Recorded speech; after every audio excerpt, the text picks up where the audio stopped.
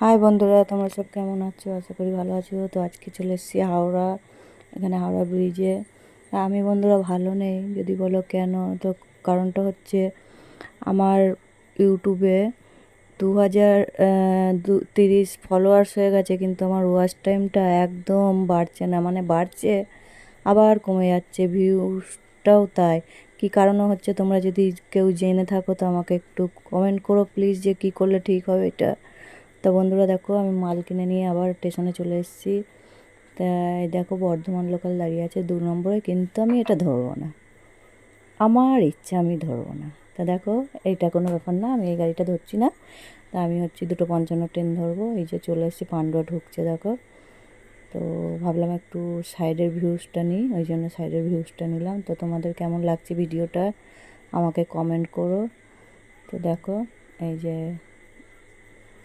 স্টেশনে ঢুকছে গাড়িটা, এবার নামবো, দেখো। তো বন্ধুরা, আমার ভিডিওটা যদি ভালো লাগে প্লিজ আমাকে কমেন্ট করো, আর আমার প্রবলেমটা একটু সলভ করে দাও প্লিজ।